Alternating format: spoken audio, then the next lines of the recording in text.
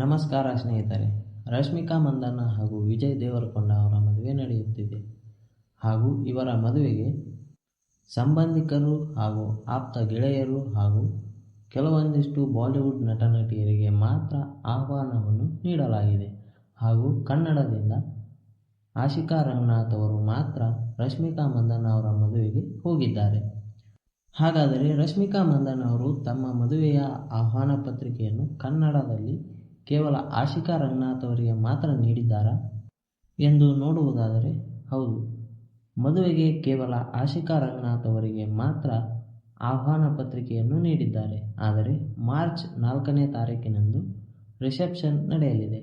ಆ ರಿಸೆಪ್ಷನ್ಗೆ ಕನ್ನಡದ ಗಣ್ಯರಿಗೆ ಆಹ್ವಾನ ಪತ್ರಿಕೆಯನ್ನು ಸ್ವತಃ ರಶ್ಮಿಕಾ ಮಂದಣ್ಣ ಅವರು ನೀಡಿದ್ದಾರೆ.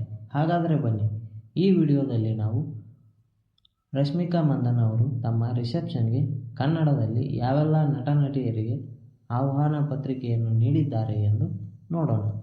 ಅದಕ್ಕಿಂತ ಮೊದಲು ನೀವು ನಮ್ಮ ಚಾನಲ್ಗೆ ಹೊಸವರಾಗಿದ್ದಲ್ಲಿ ಈ ವಿಡಿಯೋಗೆ ಒಂದು ಲೈಕ್ ಮಾಡಿ ಹಾಗೂ ನಮ್ಮ ಚಾನಲನ್ನು ಸಬ್ಸ್ಕ್ರೈಬ್ ಮಾಡಿಕೊಳ್ಳಿ. ರಶ್ಮಿಕಾ ಮಂದಣ್ಣ ಅವರು ತಮ್ಮ ಮದುವೆಗೆ ಕನ್ನಡ ಚಿತ್ರರಂಗದಲ್ಲಿ ಆಶಿಕಾ ರಂಗನಾಥ್ ಅವರಿಗೆ ಮಾತ್ರ ಆಹ್ವಾನ ಪತ್ರಿಕೆಯನ್ನು ನೀಡಿದ್ದಾರೆ. ಹಾಗಾಗಿ ಇವರ ಮದುವೆಗೆ ಸ್ಯಾಂಡಲ್ವುಡ್ನಿಂದ ಆಶಿಕಾ ರಂಗನಾಥ್ ಅವರು ಮಾತ್ರ ಹೋಗಿದ್ದಾರೆ.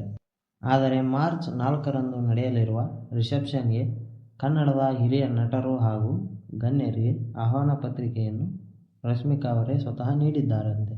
ಅವರಲ್ಲಿ ಸ್ಯಾಂಡಲ್ವುಡ್ನಿಂದ ರಶ್ಮಿಕಾ ಅವರ ರಿಸೆಪ್ಷನ್ಗೆ ಹೋಗುತ್ತಿರುವವರು ಶಿವರಾಜ್ ಕುಮಾರ್, ಕಿಚ್ಚ ಸುದೀಪ್, ಯಶ್, ಅಶ್ವಿನಿ ಪುನೀತ್ ರಾಜ್ಕುಮಾರ್, ರವಿಚಂದ್ರನ್, ಧ್ರುವ ಸರ್ಜಾ, ಗಣೇಶ್ ಹಾಗೂ ನಿರ್ದೇಶಕರಾದ A Harsha, Nandkishore, simple Suni ಸೇರಿ ಒಟ್ಟು 11 ಜನರಿಗೆ ರಿಸೆಪ್ಷನ್ಗೆ ಇನ್ವಿಟೇಷನ್ ನೀಡಲಾಗಿದೆ.